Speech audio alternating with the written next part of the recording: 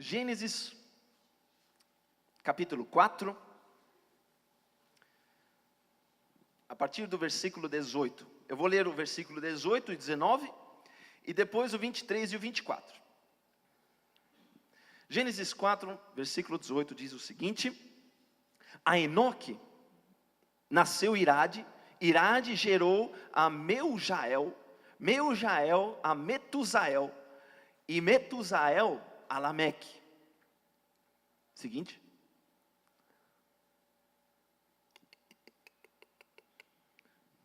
Cri, cri, cri. Aleluia. Lameque tomou duas mulheres. Uma chamava-se Ada e a outra Zilá. E agora o versículo 23, por gentileza.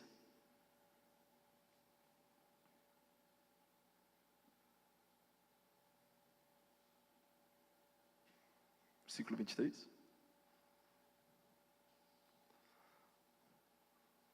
Aleluia. Disse Lameque às suas mulheres, Ada e Zilá: ouçam-me, mulheres de Lameque, escutem minhas palavras. Eu matei um homem porque me feriu, e um menino porque me machucou. O próximo. Se Caim é vingado 7 vezes, Lameque o será 77. 77. Irmãos, esses dias eu vi sobre esse texto, e eu perguntei ao pessoal que trabalha junto comigo, se eles conheciam Lameque. Quantas vezes você já ouviu Lameque numa pregação? Eu? Nunca. Então, Lameque é um dos descendentes de Caim. Todo mundo aqui conhece Caim, certo? Caim matou Abel. Os dois foram filhos de Adão e Eva. Então foi ali que começou toda a vida. Então os descendentes de Caim, você vai ver lá no versículo 18, 19 que a gente leu. Tem até umas dicas interessantes para você colocar o nome do seu filho, né? Mejael, uma coisa assim, né? Interessante. E Lameque é interessante, você pode deixar o versículo 23, por favor. Olha só o que Lameque diz. Isso, a Bíblia nos conta um pouquinho sobre o que é Lameque. Quem é Lameque? E disse Lameque às suas esposas, Adá e Zilá: ouvi-me, vós mulheres de Lameque, escutai o que passo a dizer-vos. Matei um homem, porque ele me feriu, e um rapaz, porque ele me pisou. Olha só, o texto está escrito aqui para mostrar a degradação e da violência na família de Caim. Caim era um homem violento, um homem, o que o autor aos Hebreus, lá no Novo Testamento, escreve que o Caim, ele era do maligno. Ele era do maligno. Tanto é que matou Abel, seu irmão, que era mais indefeso do que ele, porque era menor. E agora, na família dele, eles viviam no deserto. Chegou a tal ponto que esse homem, ele já tinha 2 esposas, já estava tudo errado. Ele fala: olha só o que eu fiz. Eu matei um homem, porque ele me feriu. E como é que é? Matei, e um rapaz, porque ele me pisou. Parece que ele está feliz, ele está se gabando com isso. Olha só como eu sou poderoso, como eu sou forte, como eu sou violento, ninguém pode comigo. Um homem que me pisa, eu vou matar. Ninguém pode comigo. E é interessante o que ele fala depois, no versículo 24. Ele fala de Caim, o pai dele, o antecessor dele, eu acho que era o tataravô dele. Ele fala assim: se Caim é vingado 7 vezes, então eu, Lameque, vou ser 70 vezes 7. Na história de Caim, a história bíblica, ela introduz um princípio da retribuição. Em outras palavras, o princípio da vingança. A vingança começa ali. Porque Caim, ele ficou com medo, porque ele foi expulso da presença de Deus. E ele teve medo. Não foi que nem Lameque. Lameque, ele estava muito confiante. pode vir, que eu mato no peito. Pode vir que eu sou duro na queda. Só que Caim, ao contrário, ele teve medo das consequências do seu crime. Ele fala assim: Deus, se o Senhor se apartar, se eu me apartar do Senhor, o que vai ser de mim? Aí o Senhor falou assim: eu vou fazer um sinal em você, e aquele que te matar vai ser vingado 7 vezes por mim. Deus falando isso. O que quer dizer 7 vezes na Bíblia? Perfeição. É um número perfeito. É um ciclo perfeito. Certo? Então, nós vamos ver que Deus, quando Ele faz a vingança, é algo perfeito. É algo divino. Tanto é que no Novo Testamento, o apóstolo Paulo fala assim: irai-vos, mas não pequeis, e deixai lugar à ira. Deixai lugar à vingança. Deus vai fazer a vingança, não você, não eu. Só que nessa história de Caim, ela é introduzida a história da vingança na humanidade, da retribuição. Só que Lameque quer ir além de Deus. Se Deus vai vingar Caim 7 vezes, eu sou muito melhor. Eu vou vingar, a minha morte vai ser vingada 70 vezes 7. É um exagero, sabe? É uma ostentação da sua violência, da sua autoconfiança. Esse homem é o Lameque. E o texto bíblico lá em Tiago fala que a justiça do homem, quando você faz justiça, ela não opera a justiça de Deus. Ela não opera a justiça de Deus. A justiça de Deus é perfeita. Por que eu escolhi esse texto aqui para introduzir a minha mensagem? Porque na Bíblia, irmãos, é tudo completo. Você tem o Novo e o Antigo Testamento, mas os dois se complementam. São diferentes autores escrevendo, mas tudo é um todo. Tudo se completa. Quando Moisés estava escrevendo essa história, ele nunca ia saber que Jesus lá na frente ia falar usar o mesmo número. Usar o mesmo número. Mas antes disso, deixa eu te contar uma história que eu fiquei sabendo essa semana quando estava pesquisando sobre essa mensagem. É a história de um judeu que se chama Simão Wiesenthal. É um judeu alemão. E esse Simão Wiesenthal, ele foi pego e foi levado a um campo de concentração na época da Segunda Guerra Mundial. Então ele estava fazendo os seus afazeres. Então um dos ajudantes lá do campo de concentração puxou ele dos seus afazeres e falou assim: vem aqui, você vai precisar fazer um negócio aqui no hospital. Aí a mulher falou: olha, você tem que limpar aqui, e depois você vai falar com aquele oficial da SS, que era a tropa de elite de Hitler, da SS. E esse homem, ele estava lá porque ele estava ferido de guerra, ele estava morrendo, esse oficial. Então depois de ter feito as suas obrigações, então ele entrou ali, para falar com aquele oficial, moribundo, estava morrendo. E então esse oficial da SS, ele falou o seguinte: seu Simão, antes de morrer, eu preciso falar com um judeu. Eu preciso falar e confessar os meus pecados, como oficial da SS. O que eu fiz com o povo de vocês? E aí ele conta as atrocidades que ele mesmo tinha feito já desde os 17, 18 anos. Horríveis. Vocês que já viram alguns filmes sobre isso, alguns documentários, vocês sabem o que a SS fez com os judeus. Como eles matavam a sangue frio os homens, as mulheres, até crianças, irmãos. Atrocidades, irmãos. Coisa do inferno mesmo.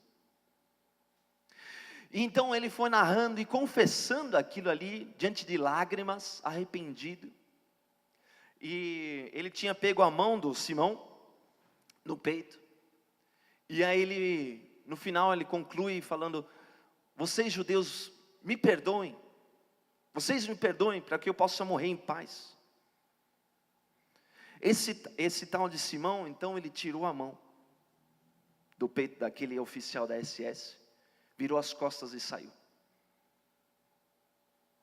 Eu não perdoo. O princípio dele era 70 vezes 7 a vingança. Ele saiu. E ele escreveu um livro, esse Simão Wiesenthal. Sunflower. Em inglês, ele foi para os Estados Unidos e escreveu The Sunflower. E no finalzinho do livro, quando ele conta isso, ele pergunta para todos os seus leitores: o que você faria se matasse a sua família, as suas crianças na sua frente? E depois de alguns anos, o mesmo assassino viria a você e falasse: você me perdoa. O que você faria? A comunidade judaica daquela época, ele falou nunca que ele poderia ter perdoado aquele oficial da SS, nunca. Porque com isso, ele estaria negando o holocausto. Outros falaram assim: esse alemão que queime no inferno mesmo. Forte as declarações. A resposta da comunidade judaica. O que você faria? O que eu faria? O que eu faria? E nessa maneira, eu gostaria que vocês abrissem a Bíblia em Mateus, capítulo 18, versículo 21.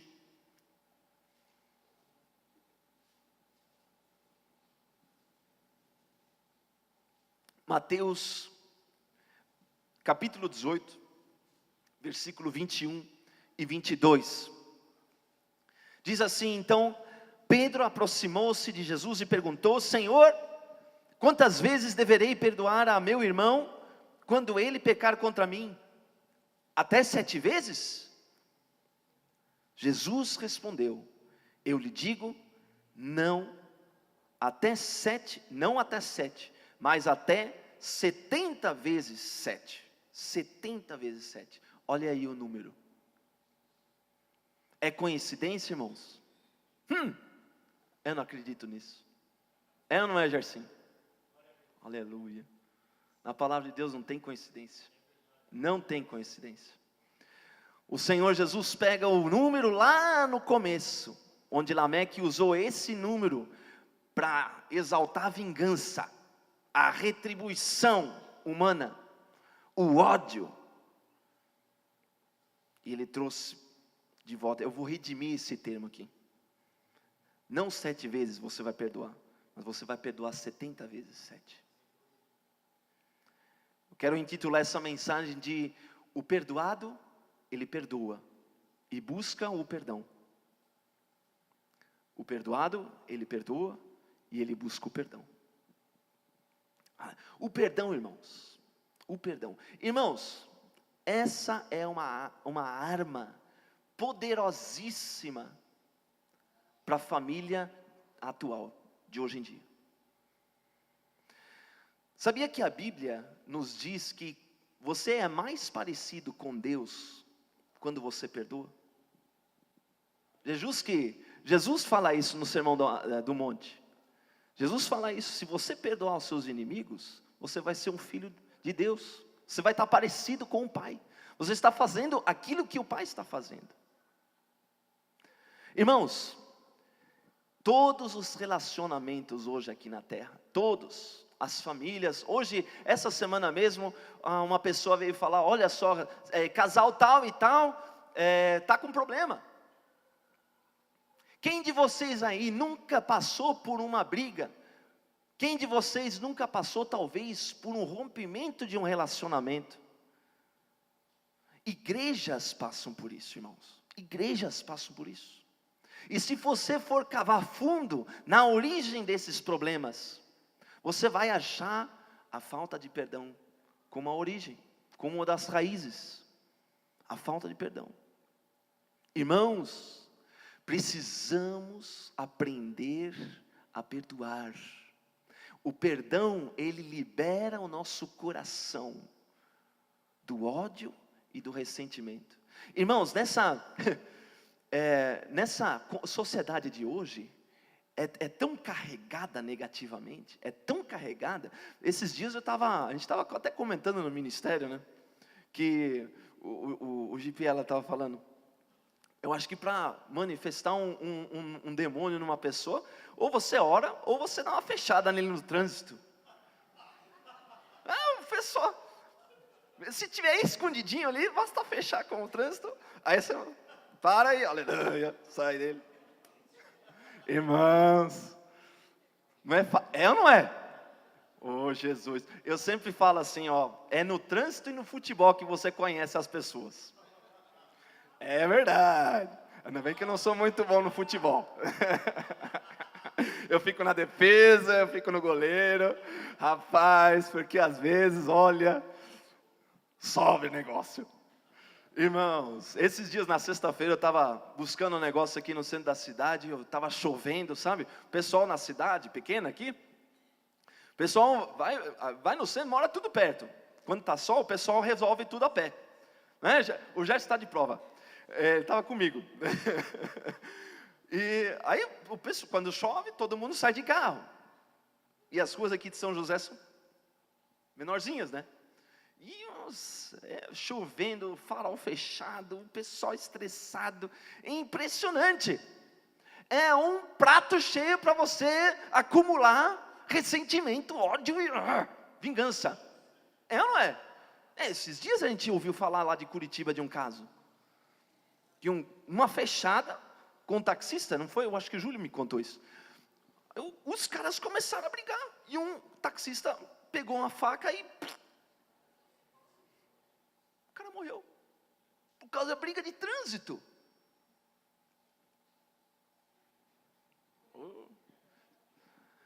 A falta de perdão e a vingança. Irmãos, a gente tem que lutar muito com esse sentimento, é ou não é? Porque lá, existe até um ditado, né, brasileiro, né? Eu não levo desaforo para casa. Homem que é homem, mata no peito. É isso aí. Não leva desaforo para casa. É isso aí. Mas Jesus, né? Na verdade, irmãos, isso aqui está expresso naquilo que Pedro fala aqui. Porque Jesus aqui, desde o comecinho do capítulo 18, ele está falando de como um cristão deve se portar, como um filho de Deus deve se portar. E vai falar sobre perdão. Como tratar um irmão que te ofende. Como que você vai tratar um irmão dentro da igreja que te ofendeu? Isso me dá a entender uma coisa, irmãos. Dentro da igreja é um lugar de santos, é verdade. Só que, às vezes dá uns atritozinhos, né? Jesus está falando aqui que vai dar. É assim. E glória a Deus por isso. Porque um vai lapidando o outro, né? Mas Jesus estabelece nesse capítulo aqui como que você deve tratar um irmão que te ofendeu. E o princípio é o perdão. O princípio é o diálogo. É você sentar e falar: o que aconteceu? Vamos acertar. Vamos andar junto. Vamos perdoar um ao outro e vamos embora. E aí Pedro, né? Irmãos, Pedro sempre é um representante de nós todos, né? Pedro fala assim, ele fala, deixa eu ser espiritual aqui. Então, Jesus, então quantas vezes eu devo perdoar? Se a pessoa vem em pecado contra mim? 7 vezes? Ele chuta lá alto. Sabe por quê ele chuta alto? Porque na tradição judaica daquela época, os caras perdoavam 3 vezes. Porque os rabinos naquela época, o pessoal falava assim, olha, se Deus no Antigo Testamento perdoou só 3 vezes, quem é a gente? Para perdoar mais. Eles baseiam essa doutrina num dizer de Amós, do profeta Amós.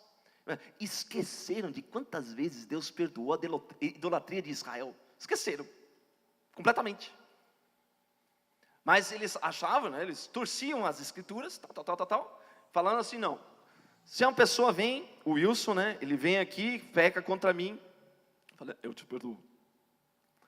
Aí depois o Wilson vem de novo, fazer a mesma coisa. Eu falei, Wilson, eu te perdoo de mais uma vez. Mas na quarta vez, Wilson, acabou-se. Agora, ó. Era assim. Porque eles achavam que Deus não perdoava mais que 3 vezes. Olha só, gente. E aí Pedro cresceu com isso. Ouviu isso na sinagoga. Aí Pedro, quando, né, ele conhece o mestre. Ele está andando 3 anos junto com ele. Então, ele vai chutar lá alto. Conhece o coração do mestre. Né? Mestre, 7 vezes. 7 vezes. É ou não é? Irmãos, quando a gente tenta agradar a Deus com os nossos padrões, a gente falha miseravelmente. E aí Jesus fala, não, é 7 vezes. É 70 vezes 7. É 70 vezes. Meu Deus. Eu não consigo. Não é essa às vezes? É que a gente agora está tudo comportadinho, né? Sentadinho, bonitinho, amando uns aos outros. Mas, irmão, no calor da batalha, o negócio fica ruim. É difícil. É difícil. 70 vezes 7, irmãos. Não é 490 vezes aqui. É uma expressão. Certo? Tudo bem. Pegue então uma pessoa que vai te ofender 490 vezes num dia. Possível. Impossível, eu não consigo fazer isso. Aleluia. Irmãos, e aí, para ilustrar isso, e Jesus conta uma história. Mas antes da gente abordar um pouquinho essa história que Jesus conta, que é uma parábola, eu quero lembrar vocês que existem modelos de perdão no Antigo e no Novo Testamento. Por exemplo, José do Egito, lá no capítulo 50 de Gênesis, ele vai falar, vocês irmãos me venderam, me traíram, vocês fizeram mal contra mim, mas eu vos perdoo. Ele conseguiu perdoar os seus irmãos. Irmãos, não é verdade que às vezes aquelas pessoas que estão mais perto de nós, são aquelas que mais nos machucam? É sim. É verdade. É verdade. Foi isso que aconteceu com José. Os seus próprios irmãos, seu próprio sangue e carne. Davi, irmãos. Davi não ousou levantar a mão contra Saul quando ele teve oportunidade. 2 vezes ele tinha oportunidade. Ele perdoou. Deixa quieto. Deixa quieto. E Davi foi muito longânimo, porque muita gente, ele estava sofrendo, ele estava saindo da cidade fugido. Tinha um cara, uma pessoa que se chama Simei, que ele saiu da cidade e começou a xingar Davi, quando ele estava saindo, fugindo de Jerusalém.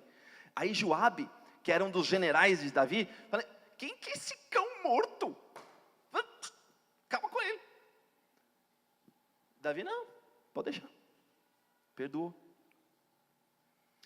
Todo mundo sabe da história de Estevão. A história de Estevão. O que ele fez quando ele foi pedrejado? Que padrão, irmãos? Quando eles estavam pedrejando Estevão, a morte, irmãos, e espero que você nunca tinha visto uma morte por apedrejamento, porque é horrível. Esse homem, ele fala para Jesus, não imputes para eles, na vida deles, esse pecado. Que padrão, irmãos? Que padrão? O que move esses homens? Isso é 70 vezes 7. Mas o que move esses homens? Irmãos, tem uma história de uma mulher chamada Corrie ten Boom. É uma holandesa, se não me engano. Que ela ficou presa também num campo de concentração. E noite após noite, no dormitório das meninas, tinha um oficial alemão que ia pegar uma menina para abusar dela. Toda noite. Enquanto ela estava lá. Durante a guerra. Toda noite. Era horrível. Às vezes as meninas nunca voltavam mais. E essa Corrie ten Boom, ela, depois da guerra, ela escreveu um livro, deu palestras. E uma dessas palestras, como eu estou dando aqui hoje, uma pregação, lá no fundo está sentado aquele oficial. E depois do culto ele vem falar com ela. E ela conseguiu perdoar. Irmãos, o que você faria? O que move a gente como cristão? O que nos move, irmãos? E, irmãos, o segredo, irmãos, de perdoar, é você conhecer a graça. É de você conhecer a graça de Deus.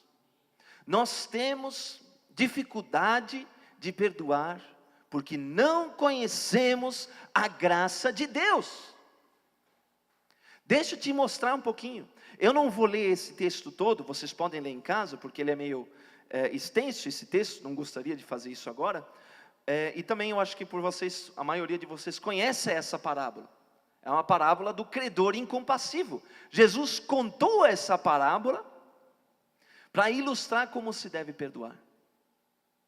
Então, um rei tinha um servo que lhe devia 10.000 talentos. E resolveu prestar contas, fazer uma prestação de contas com esse servo, com esse escravo que ele tinha. E esse servo, ele vem na presença do rei e o rei fala: cadê o meu dinheiro? Eu não tenho esse dinheiro. Então vende ele, a esposa, os filhos, tudo que ele tem, para ver se eu ganho alguma coisa. Só que a gente não sabe o que é 10.000 talentos. 10.000 talentos, só para você ter uma ideia, o templo de Jerusalém, na época de Jesus, que era uma das 7 maravilhas do mundo, vamos dizer assim, ele custou 8.000 talentos, demorou mais de 50 anos para ficar pronto.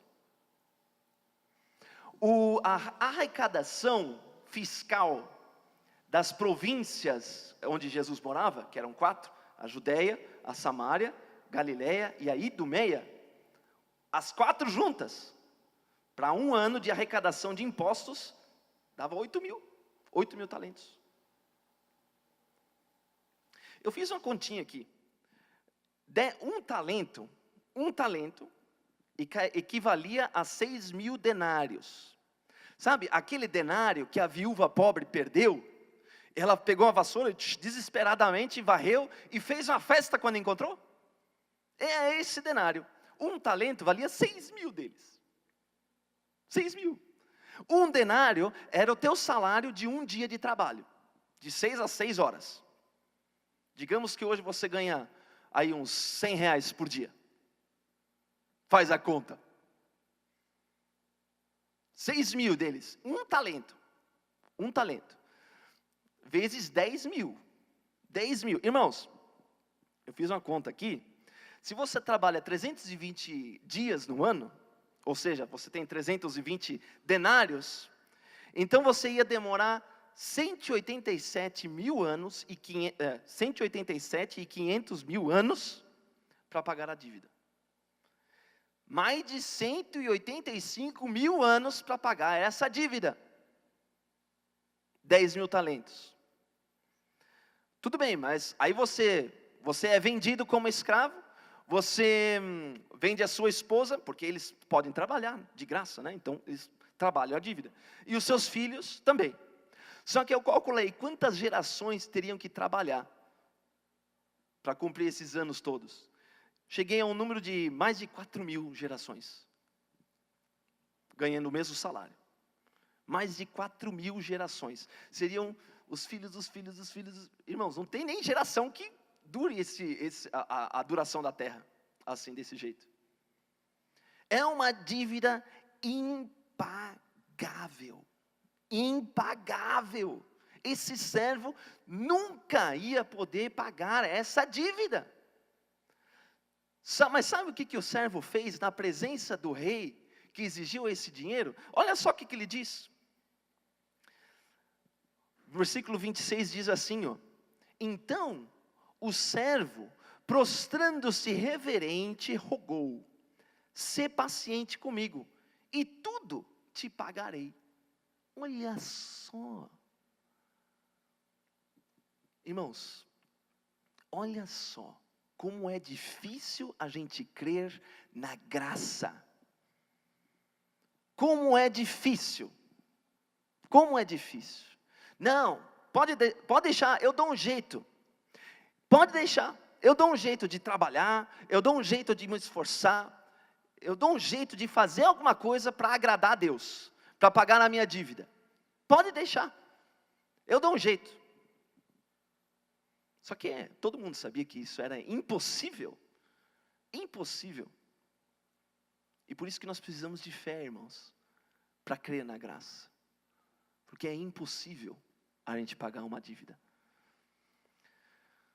E no versículo 27 diz: e o senhor daquele servo, compadecendo-se, mandou-o embora e perdoou-lhe a dívida. Essa palavrinha, compadecendo-se, ela no grego ela diz entranhas, intestinos. E ela é usada 12 vezes no Novo Testamento. Compadecendo-se. E todas as vezes que ela é usada com Jesus. Quando Jesus se compadece. Quando Jesus se compadece, ele sente uma dor de estômago. De tão profunda que é a compaixão que ele tem.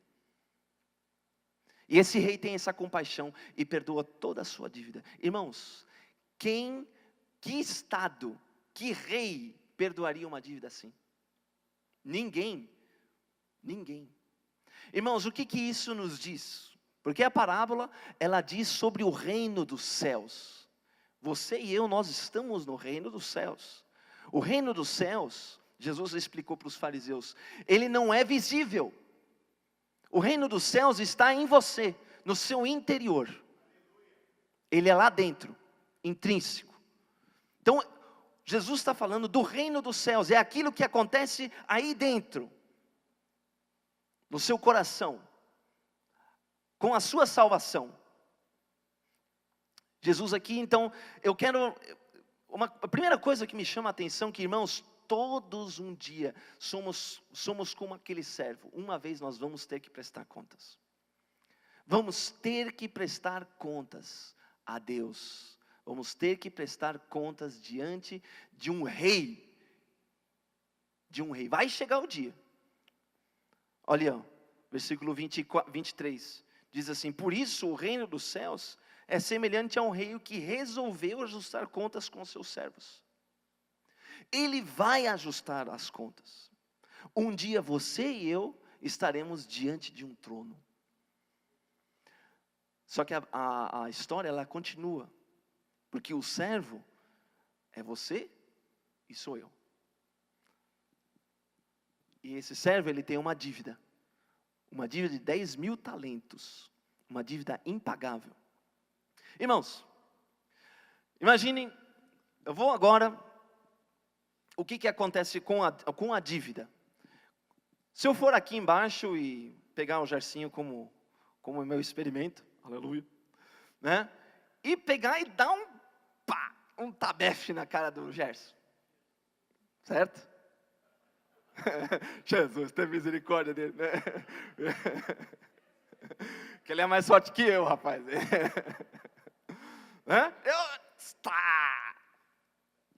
É uma dívida, certo? O que acontece quando a gente ofende um cidadão? A gente pode ser, o que o Gersinho pode fazer? Além de me dar um tapa de volta, né? Mas a gente, aleluia, a gente, né? Não faz isso. O que ele podia fazer? Ele podia me levar num tribunal e reclamar danos morais. Né? Danos morais. Teria que dar uma indenização. Ok, agora eu resolvi então fazer a mesma coisa com o nosso prefeito. Eu vou lá no gabinete. Seu Cetim. É a mesma dívida? É a mesma ofensa? É a mesma ofensa, porque é o mesmo soco. Entendeu? É a mesma ofensa. Só que o rigor o valor dessa ofensa, você está batendo numa autoridade. As consequências são muito piores. Tudo bem, aí eu vou lá no no Palácio do Planalto, e vou lá no gabinete da presidência. Eu queria falar com a nossa presidenta. E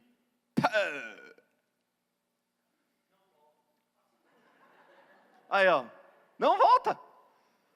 Encarcerado. Não é?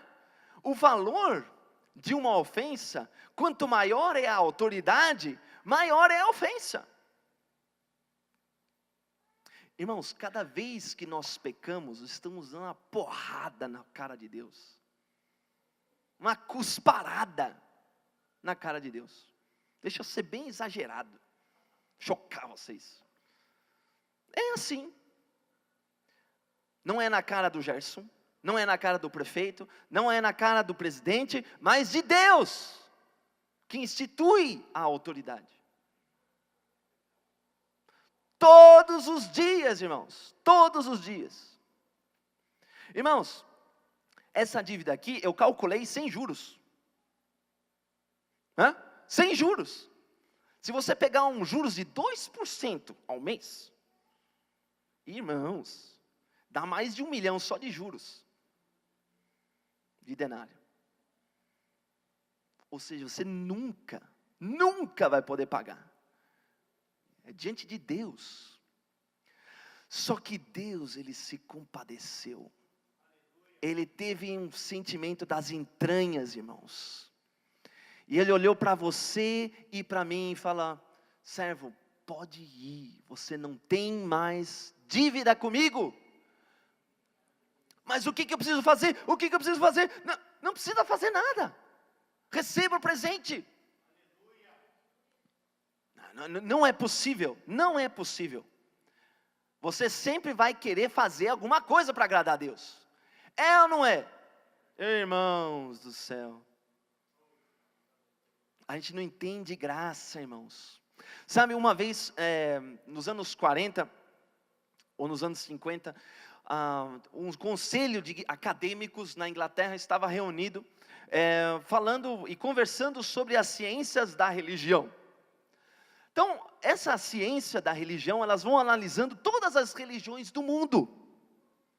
Todas, inclusive o cristianismo. É uma coisa terrível, porque eles igualam o cristianismo a todas as outras religiões.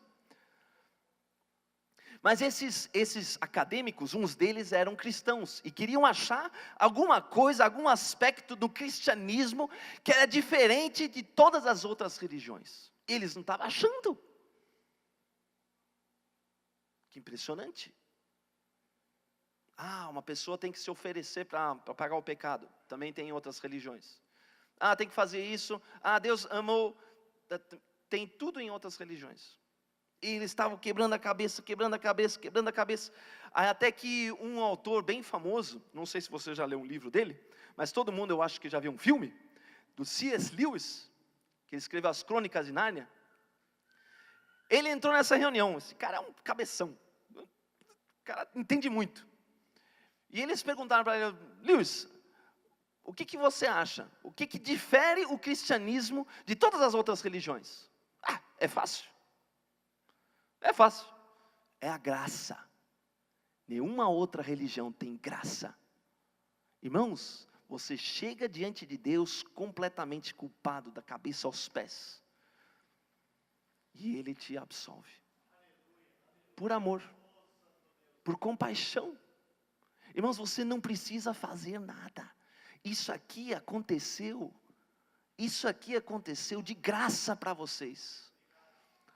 Em Romanos 3 falou assim: todos pecaram e carecem da glória de Deus. Tem um patamar de glória que Deus tem, e você está carece da glória que você tinha para ter com Deus. Mas o versículo não para ali.